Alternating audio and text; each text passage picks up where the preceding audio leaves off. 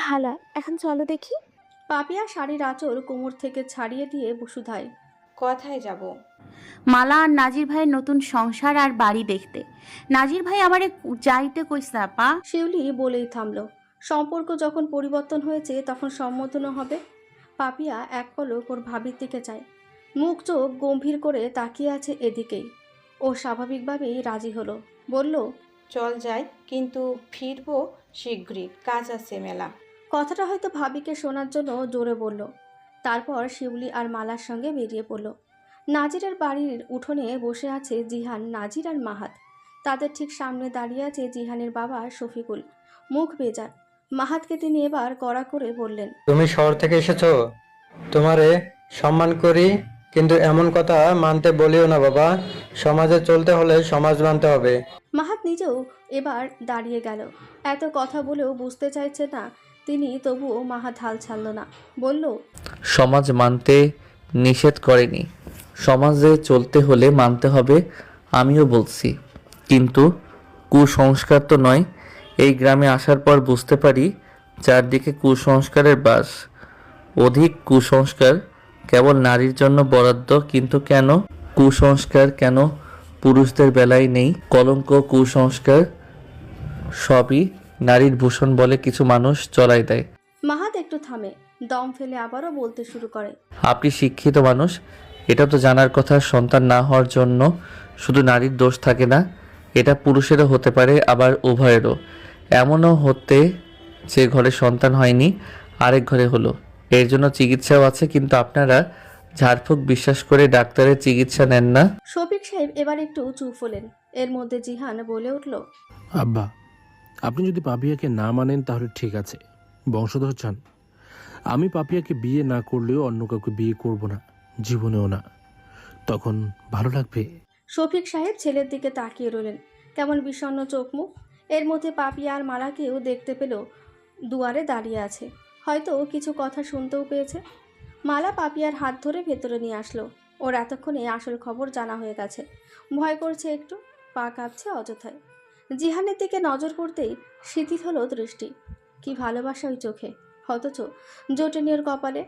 শিউলি তখনই ছুটে আসলো, তার মনে ভীষণ আনন্দ। শফিক সাহেব অনেক ভেবে নীরবতার মধ্যে গম্ভীর কণ্ঠে বললেন, ঠিক আছে জিহান, যখন চায় ওর জন্য আমি রাজি হলাম। আমি কথা বলবো পাপিয়ার বাবার সঙ্গে। মুহূর্তে চারপাশে উচ্ছ্বাস ছড়িয়ে পড়ল চারিদিকে। জিহান অবাক হয়ে তাকালো। নাজির হাসছে, মাহাতের মুখেও চাপা হাসি। সে যেন জানতই রাজি হবে। শিউলি আর মালা পাপিয়াকে আলতো করে জড়িয়ে অভ্যর্থনা জানানোর মতো অনুভব করালো। পাপিয়া স্তব্ধ, নিশ্চুপ, কি বলবে বুঝতে পারছে না। শফিক সাহেব ইতিমধ্যে বেরিয়ে গেলেন। মাহাদেব আর পাপিয়ার দিকে চাইল, বলল, এবার অন্তত রাজি হন। জিহান আপনার জন্য ভালোবাসার ময়দানে লড়াই করলো, জয়ী হওয়ার দ্বার প্রান্তে, শুধু আপনার রাজি হওয়াতেই জয় নিশ্চিত। পাপিয়া জিহানের দিকে চাইল, ও আশায় চেয়ে আছে। কত আশা ভেঙেছে, সুখের কারণ না হলেও দুঃখের কারণ হয়েছে। এবার কি একটু সুখ পাওয়া উচিত নয়? পাপিয়া ভাবল সব কিছু। দুয়ারে দাঁড়িয়ে যেহেতু জিহানের স্পষ্ট স্বীকারোক্তি শুনেছে, তাই সাহস নিয়ে বলেই ফেলল। জয় যদি হয় আমার কারণেই, তবে আমি রাজি।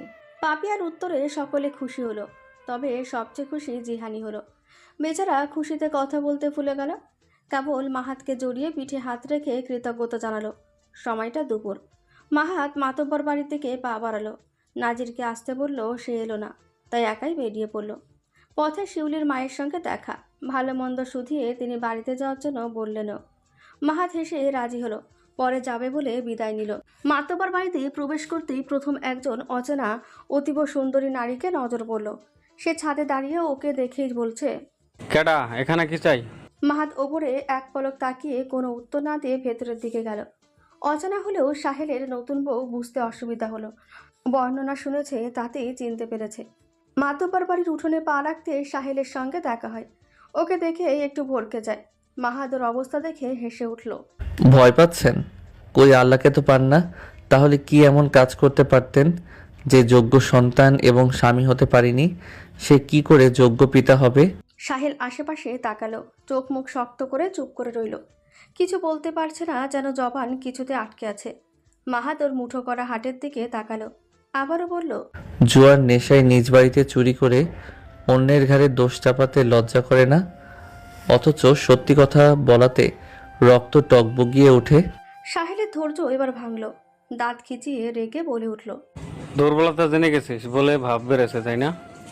এই গ্রামে আবার কেন এসেছিস? অভদ্র আচরণে মাহাত অসন্তুষ্ট হলো, ঠোঁট চেপে ধরল, কিছু একটা ভেবে বলল। এর চেয়ে বড় দুর্বলতা জানি, সঠিক সময় আসলে ফাঁস করে দিব, শুধু অপেক্ষা করুন। মাহাতের হুমকি স্বরূপ কথায় সাহেল ভয় পেল না কিনা তা না দেখেই চলে গেল ভেতরের দিকে। সাহেল না চাইতেও ভয় পেল কেন যেন, হয়তো কিছু লুকিয়ে আছে আরও গভীরে। মাহাত নুরুল আলমের সঙ্গে দেখা করে বেরোনোর সময় নীরার সঙ্গে দেখা হলো। গায়ে পড়া ভাব যায়নি এখনো। মাহাত অগ্রাহ্য করে চলে এলো।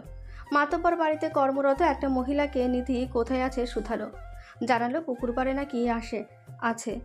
মাহাত সেদিকে গেল, গিয়ে দেখলো নিধি পুকুর পাড়ের সিঁড়িতে বসে পানিতে ঢিল ছুঁড়ছে অনবরত। সে মাহাতকে লক্ষ্য করেনি। কেমন আছেন? অনাকাঙ্ক্ষিত কণ্ঠে চমকালো নিধি।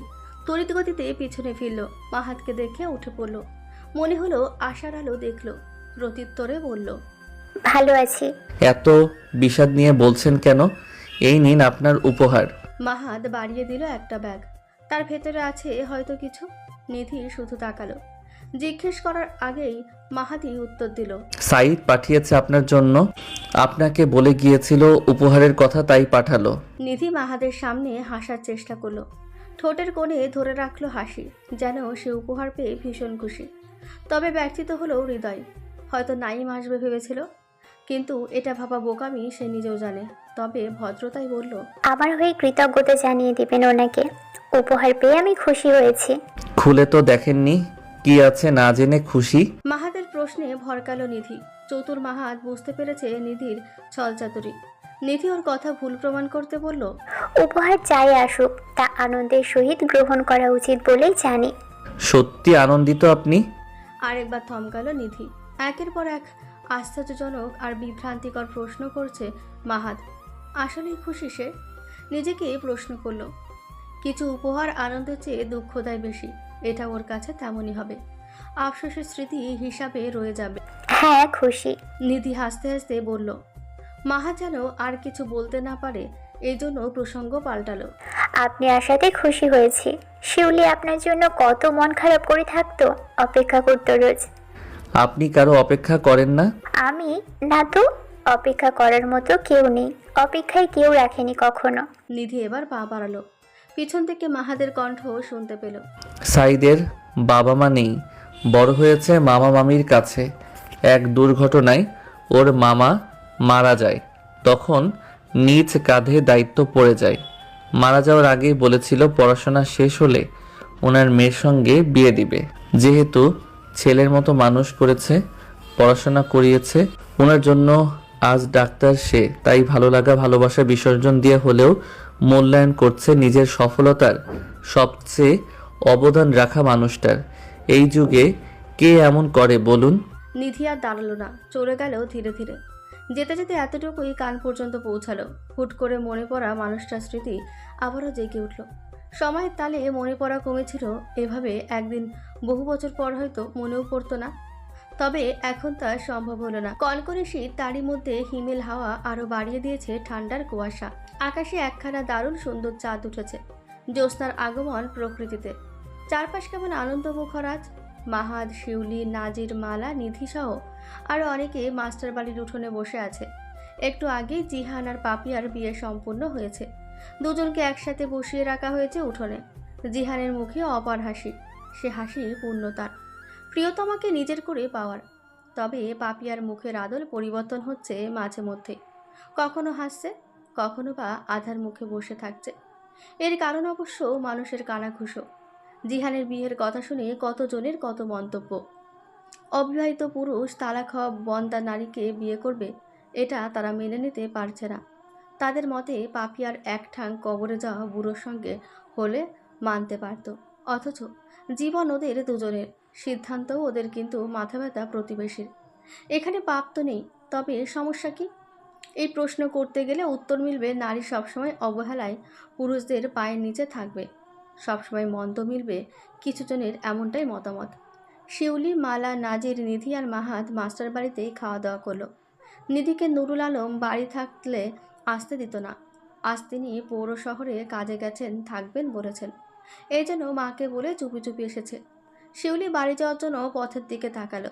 করিম মিয়া এসেছিল, বিয়ে পড়িয়ে চলে গেছে। যাওয়ার আগে নাজির আর মালাকে বলে গেছে শিউলিকে যেন পৌঁছে দেয় বাড়ি। মাহাত বাড়ি থেকে বেরিয়ে দুয়ারের সামনে শিউলির কাছে এসে দাঁড়ালো। ও এখনও খেয়াল করেনি। হাতের হ্যারিকেনটা মাটিতে রেখে বসেছে ছোট ঘরের গাদায়।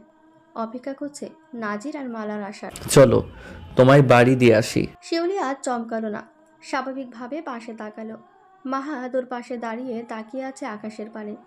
বসা থেকে উঠে পড়ল, বলল, নাজির ভাইজান নিয়া যাইব বইলা গেল। আমি নিয়ে গেলে সমস্যা হবে? তোমার আব্বাই কিছু বলবে? যাওয়ার সময় নাজিরের সঙ্গে আমাকেও কিন্তু বলে গেছে। তাহলে নাজির ভাই আর মালাকে বলে আসি। শিউলি দৌড়ে বাড়ির ভেতরে গেল।